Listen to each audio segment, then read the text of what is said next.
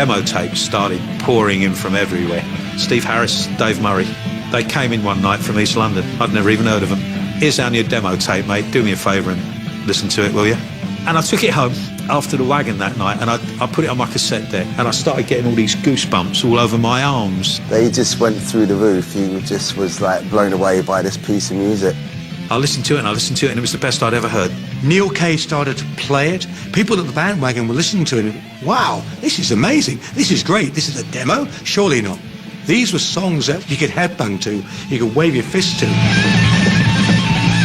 That was Iron Maiden's demo tape.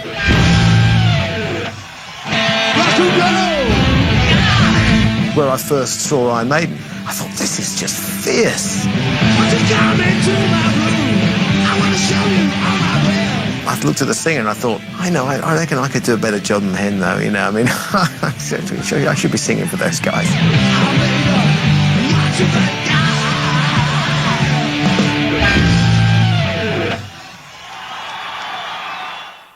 Keep watching more Metal Month on VH1.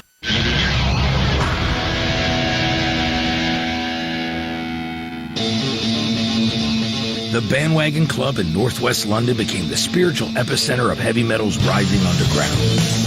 And by the dawn of the 80s, new bands, thriving on speed, power, and volume, were poised to usher in a new era. The new wave of British heavy metal was just really a term we invented in the office one afternoon. There were a lot of young, exciting British rock bands coming out of the woodwork, coming out of the metal work, if you like. What I didn't realise at the time was how many of them there were. There was Samson, Savage, Diamond Head, Venom, Angel Witch, Saxa, Fist, Tank, Girl School. the Tigers of Pantang. But only a few lasted a few years and had a career out of it. A lot of those bands really didn't make much of a dent over here. Pretty much it was Iron Maiden and Iron Maiden and Iron Maiden. Thanks to their legendary demo tape, Iron Maiden quickly developed a loyal following and a reputation as a band of the people. They were guys who had all honed their chops in bar bands. They knew how to play their instruments really well. They were actually offered a record deal in '76 if they'd shave their heads into mohawks and play punk music. Well, they stuck it out in the London club scene for a few years, said, I think we've got a good thing going. We're going to stick with the Iron Maiden plan. See you in 5 years. Iron Maiden waited patiently until they received a record deal that allowed them to keep their image. Ironically, when they released their self-titled first album in 1980, both critics and fans immediately saw a connection between Maiden and the punk elements they spurned.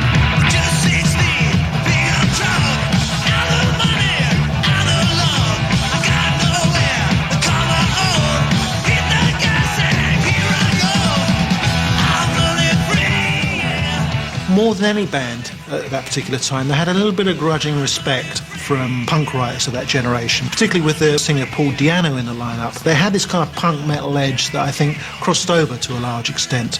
They wrote these songs that were really complicated, like Emerson, Lake and Palmer, prog rock, or Genesis. And then they had the energy of punk. So while punk bands were a lot of times just really playing three chords really fast, Iron Maiden was playing this intricate spider-webby guitar lines, and it sounded like classical music.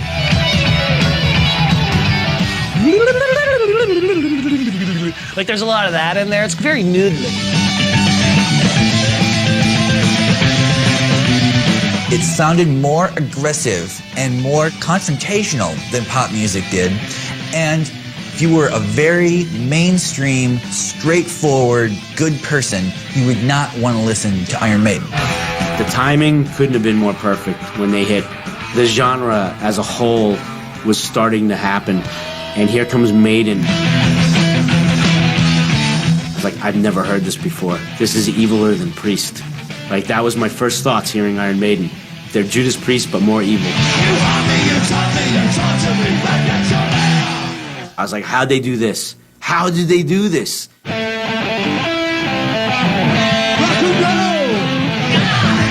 By 1982, Maiden had 2 records under their belt and a groundswell of support from enthusiastic metal fans the world over. However, as their popularity grew, the band was looking into their future, well beyond the limitations of their singer, Paul Di'Anno.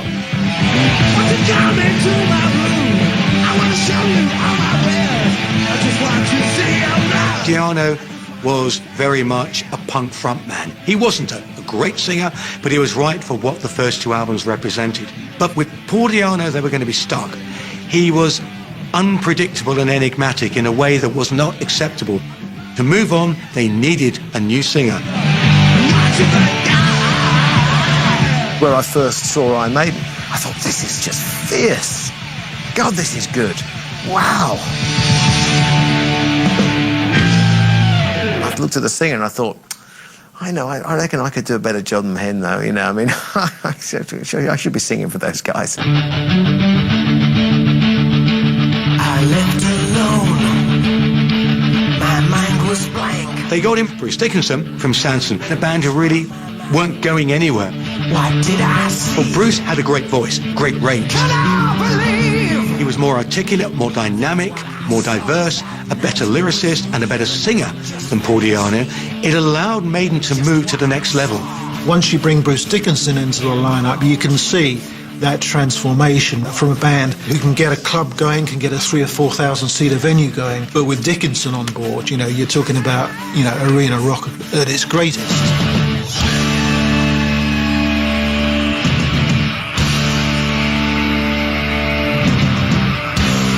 Metal is vaudeville in a way. The story, the theatre in your head, it takes over.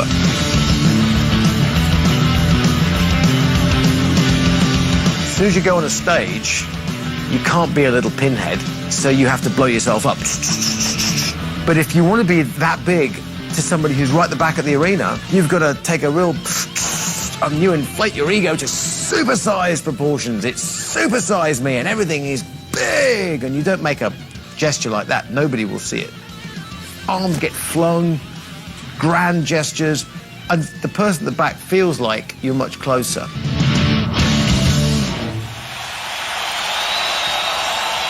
With Dickinson up front, Iron Maiden had the larger-than-life persona that the band had always envisioned. But there was one element unique to Maiden that was more famous than any single member of the band.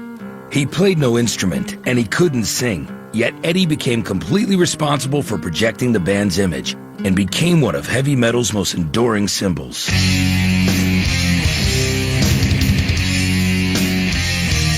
Eddie was the original alter ego that could express humour and irony and aggression.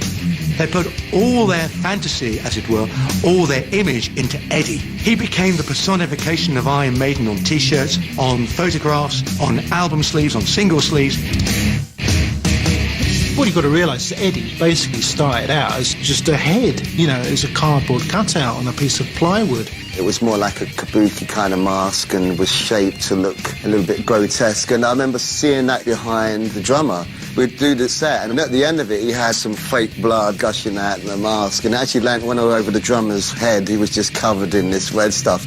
The original Eddie didn't have long hair. They had to give him some hair so he looked like a proper headbanger.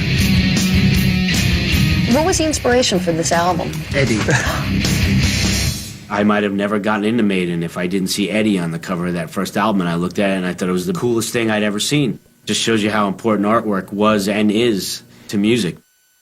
I just love the fact that we didn't know what he is. Was he a corpse? Was he a monster? Was he an alien? Because every record, he changed to whatever the theme of the record was. Killers, he's killing someone. Peace of Mind, he's in a straitjacket. Power Slave, he's in ancient Egypt. And then on top of that, when Maiden's playing, maybe if the energy level isn't as high, boom, they bring out the giant Eddie to come on stage, and everyone's like, oh, there's Eddie.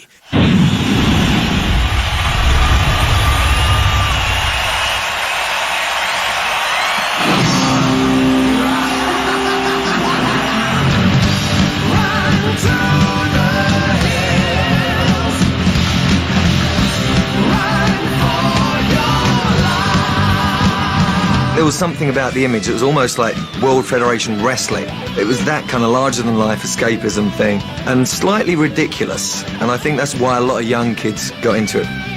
By owning Iron Maiden, you knew you were consuming this art and this aesthetic that belonged to sort of a darker subculture. And that was very appealing. It seemed to say, you know, you think you're alienated, but you're not. There's 2 million people exactly like you.